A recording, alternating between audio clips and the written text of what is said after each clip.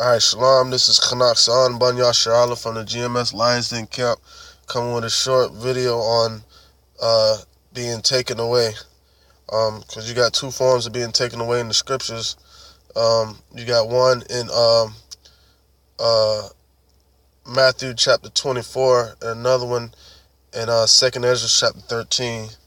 Those are two different types of being taken away. And the GOCC teaches that in Matthew chapter 24, you're being taken away to destruction. But that's not the case. So I just want to do a quick lesson on that to, edify some people on that stuff. All right, first and foremost, I want to give all glory and praise to Yahweh by Shem Yahweh Shai. Double honors to the apostles of GMS, and salutations to the Akim that are spread on the four corners of the earth, in sincerity and pushing this word in sincerity and truth, right? That are waiting to be taken away into salvation by those chariots. All right, let's get it. Scripture I'm gonna start with is Matthew chapter 24, verse 38. All right, so let's go. For as in the days that were before the flood, they were eating and drinking, marrying and giving in marriage, until the day that Noah entered into the ark, and knew not until the flood came and took them all away. See, that's the point. That's the main point they want to say, because those people that were taken away in the flood, right, amount to the same people taken away in the grinding, two women grinding in the mill, right? But we're gonna get to the root. We're gonna get to the bottom of it. All right. Shalaki. All right. This is Matthew 24 and 39. And knew not until the flood came and took them all away. Also the coming of the Son of Man, Shalaki. Also the coming of the Son of Man be.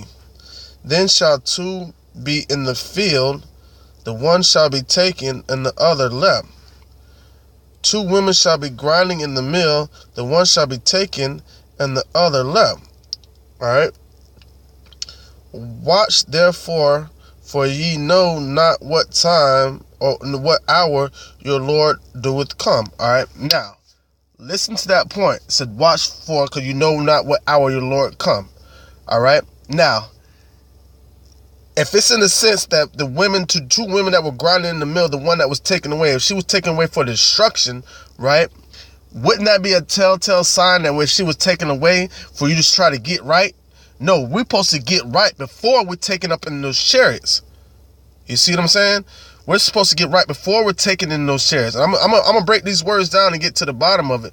But like, it's common sense will tell you, right? Like the scripture say, Yahweh shall come in the thief of the night, but he will not become as a thief unto us, because we're not in darkness, right? So we're anticipating, we're doing what's happening. We're anticipating that time for us to be taken away. You know what I'm saying? So, with that being said, let's deal with these words taken. All right, took. First, we're gonna go to the took, right? In Matthew chapter 24, verse 39. Took. All right, to raise up, elevate, lift up, to raise up from the ground, take up stones. To raise up, elevate, lift up the hands, to draw up a fish. To take up, okay, when you draw up a fish out of the water, you know what I'm saying? You're killing the fish. So this is the took for the people that were took by the flood, right? All right. To take upon oneself and carry what has been raised up, to bear away that has been raised and carry off, to move from its place, to take away what is attached to anything, to remove, to carry off away with one, to appropriate what is taken, to take away from another which is his, or to take away from another which is his. Okay. Or what is committed to him, to take by force. All right.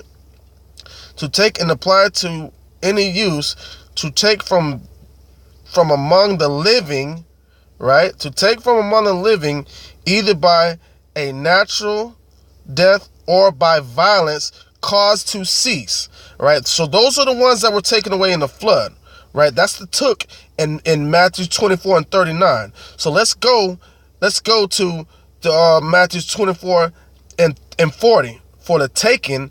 Then Slaki. This is Matthew 24 and 40. Then shall two be in the field, the one shall be taken, the other left. All right.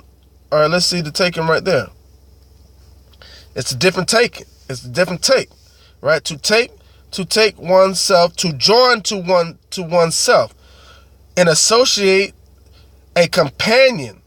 Metaphor, to accept or acknowledge one to be such as he professed to be, not to reject, not to withhold obedience, right? So those are the ones that are going to be taken in salvation, all right? Let's keep going.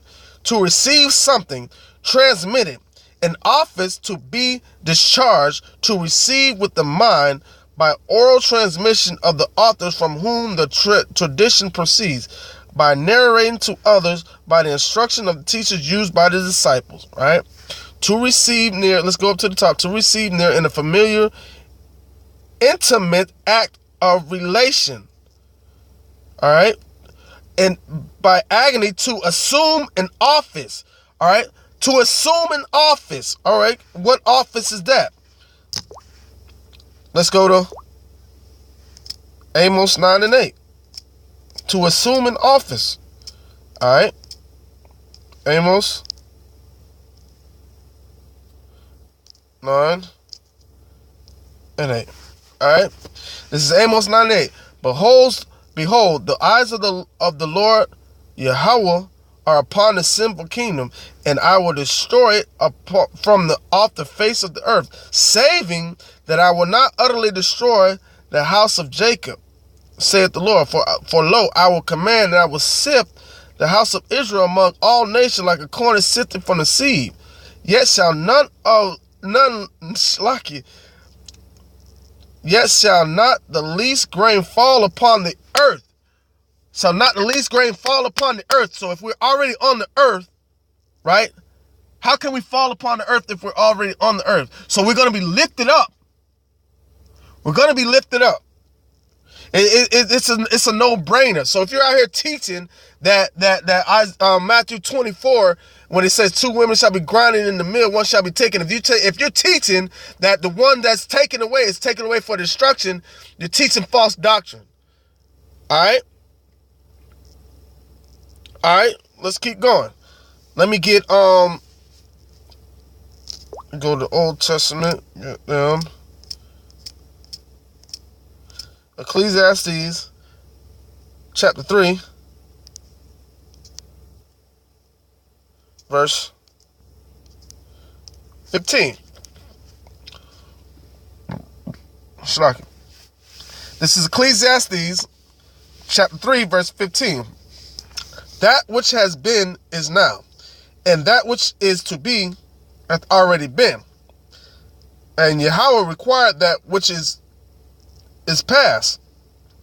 And moreover, I saw under the sun the place of judgment, that wickedness was there, and the place of righteousness, that iniquity was there. Right? You look under the sun. Now, under the sun is the earth, right? And that is the place of judgment. So how are you going to be taken away to death? That makes no sense. You are to be judged on the earth. You are to be judged on this earth. This is the place of judgment. All spirits go back to the Father. Right? All spirits go back to the Father. However, when the Father, the Spirit records everything. When the Father looks at the recordings and said, okay, boom, he sends you right back down here to live out your judgment. Bottom line. So you're not going to be taken away today. You're going to be put to death right here on this earth. That doesn't make any sense for you to be taken away to death. That's foolishness. That's foolery. All right? All right? Let me get the next scripture.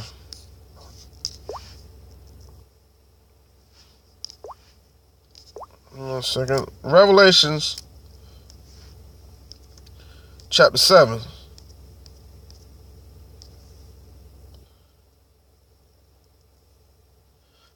All right. This is Revelations chapter 7. After these things, I saw 4 angels standing on the 4 corners of the earth, holding the 4 winds. The 4 winds that they're holding are destruction. All right. So what is the purpose? That's an oxymoron. If the angels are holding back the 4 winds, holding back the destruction from hitting the earth, right? Why the fuck would you need to Slakia?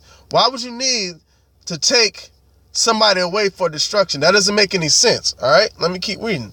Holding the 4 winds of the earth, that the wind should not blow on the earth, nor on the sea, nor on the trees. And you know those sea and the trees are symbolic for people. The sea of people and the tree of people. Right? And I saw another angel ascending from the east, having a living seal of Slakia, having the seal of the living power. And he cried with a loud voice to the 4 angels to whom it was given to hurt the earth and the sea, saying, hurt not the earth, neither the sea, nor the trees, till we have sealed the servants of our power in their foreheads. Right? And I saw, and I heard the number of them which were sealed, and they were sealed 144,000 of all the tribes of Israel. Now, with that being said, he's saying mark those, right, that are going to be sifted, lifted up, that are not going to fall upon the earth until this destruction is over. Those are the elect. Those are the ones that are going to be, those are the ones that are talking about in Matthew 24, right? All right. Check this out. I'm going to prove it. This is Matthew. I'm going to go back to Matthew 24 real quick. It's Matthew 24, verse 31. It's Matthew 24 and 31. And he shall send his angels with a great sound of a trumpet, and they shall gather together his elect from the 4 winds. All right. Now, it just said there were 4 angels. Let me go back to that Revelations real quick. Let's go back to the Revelations chapter 7. Real quick. All right. Revelation 7:1. After these things, I saw 4 angels standing on the 4 corners of the earth, holding the 4 winds of the earth, that the wind should not blow on the earth, nor on the sea, nor on any tree. Now, let's go back to the Matthews real quick. The 4 winds, right? Matthew 24 and 31.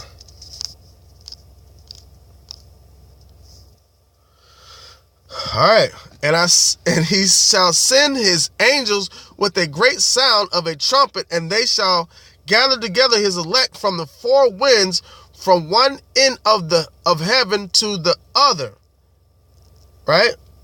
So that's what he's doing when he's saying, check out this parable, 2 women shall be grinding in the mill, one shall be taken, the other one left. The other one is left for destruction, man. Because when you go back to Revelation chapter 7, let me go to Revelation chapter 7 again, man. It specifically says, all right, it's Revelation 7:3, all right, saying, hurt not the earth, neither the sea, nor the trees, till we have sealed the servants of our power in their foreheads, man. All right, so they're sealing them for salvation, just like how we had to seal the doors, right? We're sealing them, but we're going to be, the ones that have the seal on them are going to be lifted up in the chariots, man. Those are the ones going to be lifted up in the chariots, all right? Let me get another scripture. No, I ain't ready for that yet. Let me get another scripture. This next scripture is going to be Revelations 18.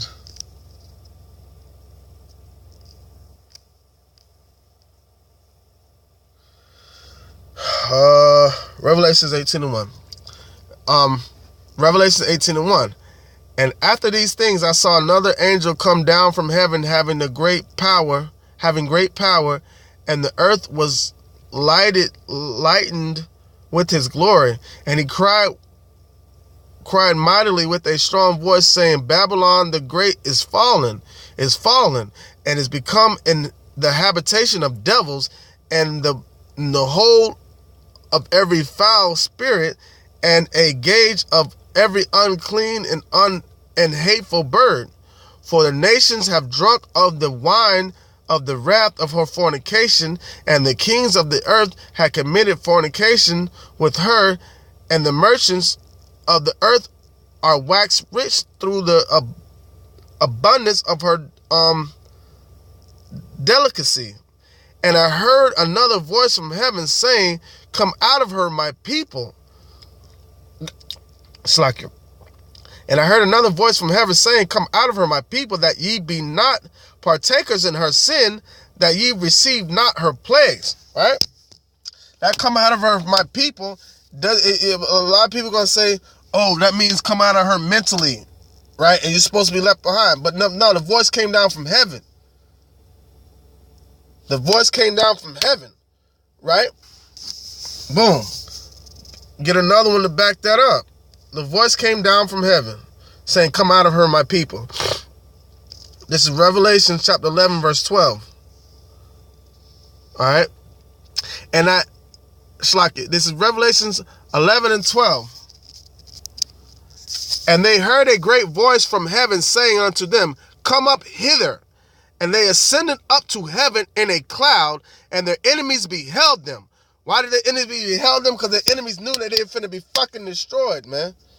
They were in disarray. They were dismayed by what they seen, by our salvation, man. It is what it is, man. It is what it is. All right. Let me get one last scripture. I got to get it in the Apocrypha.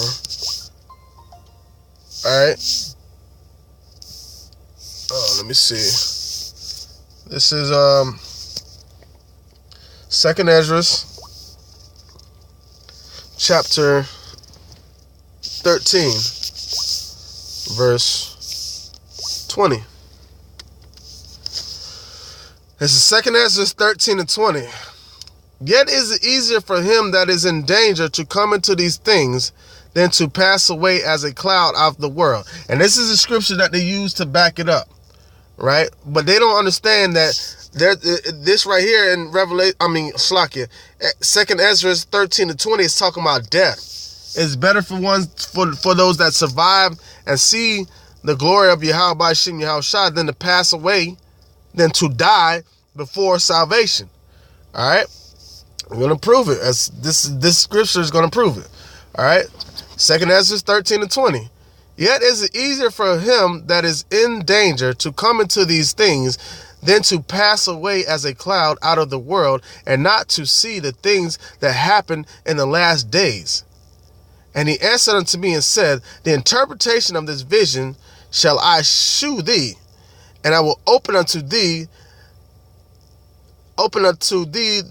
the thing that thou hast required. All right.